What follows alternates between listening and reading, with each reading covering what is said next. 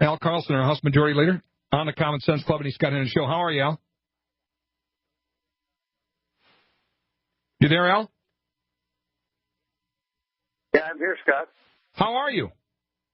I'm good. How are things with you? Great. Now I can hear you loud and clear, so we're better. Yeah, that's good.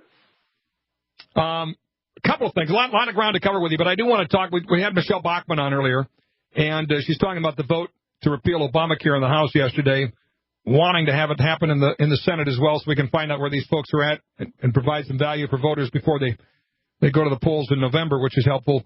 But said, she really is calling on citizens to call their state legislators, their governors, and ultimately make sure that there isn't a penny spent on the implementation of Obamacare at the state level, saying that's the best way to go at that. Is that a good idea?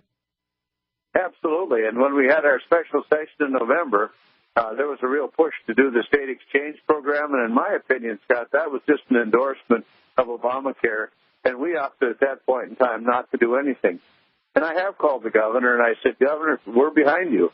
If you send a letter or if you state that we are not going to be engaged in this plan, the legislature, at least our caucus, is behind you in that move, because I think health care reform is necessary, but not in the version that came down to us from above.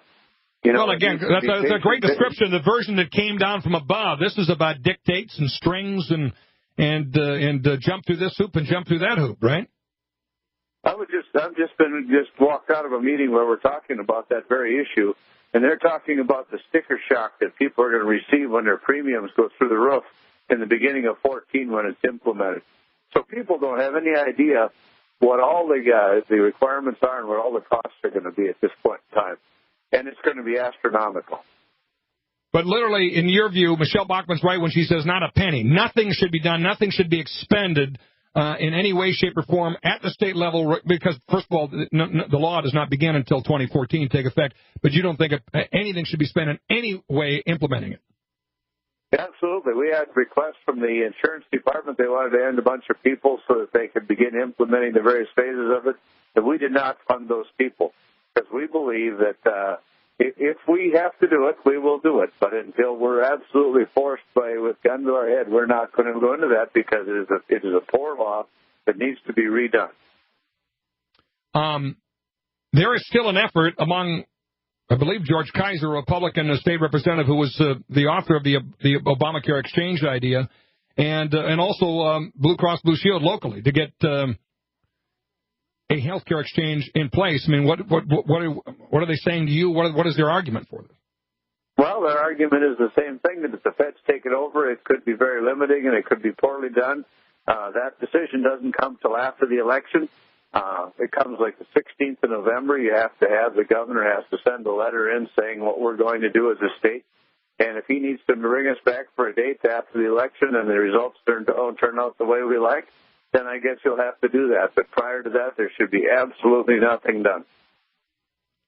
So, and why is the timing important?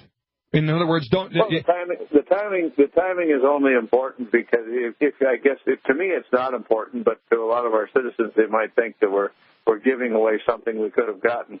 But you have to understand that this is trillions of dollars over the future of this. That's an economy buster. It's a budget buster. And if we go down this road, I hope we get permission from the Chinese to get 40% of the money approved to pay for the cost of it. Now, there's a sad state of affairs. Do you see that as being much of a battle, or I mean, where's the governor at it? Where are there others that are supporting the? Are you going to have a hard time making your case? I guess is what I'm asking you. You see yourself winning the day on this one, or if you got a battle? I don't think we have a hard time making our case because it still has to pass through the legislature in the end, and I do not see, at least in the House side, the appetite at all to do that. We had a very strong vote during our special session not to get engaged in this, and I think if that came back up again, we passed many resolutions saying, this is a bad piece of legislation, we shouldn't participate. I believe that we can hold our ground. Now, in the end, the Supreme Court ruling was very mixed, but it did allow us not to be penalized on the Medicare side, Medicaid side.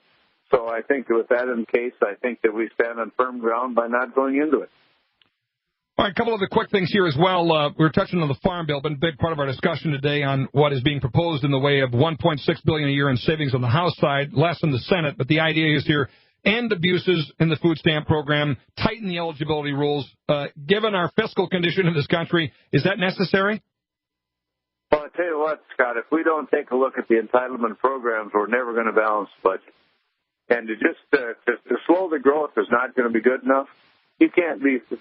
Pretty soon, this is a train wreck waiting to happen, and pretty soon we're going to have to stand up and face reality that this tremendous debt is a millstone on our neck, and it's going to take the country down.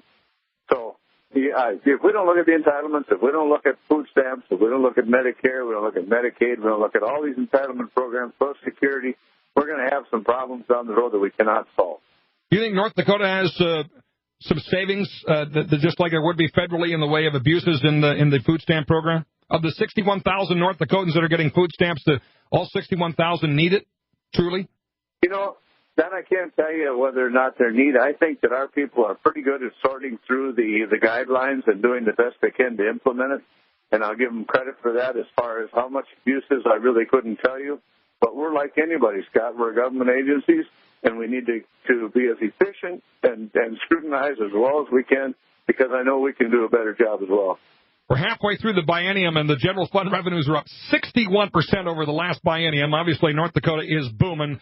The taxpayers need to get a sizable chunk of that extra revenue?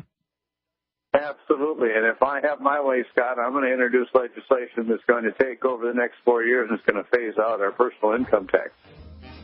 That's the best vehicle to get it back to folks and get it spent? Oh, absolutely. There's withholding on every check that you get, every other North Dakota resident gets. There's withholding on state and federal income tax, and I think that is the first place to start. I think we also need to redo how the $380 million of biennium we put into property tax, and we need to look at that whole property tax area and see how the state could offer a better relief. Sounds great. Al, we'll let you get back in your meeting. Keep fighting. Appreciate the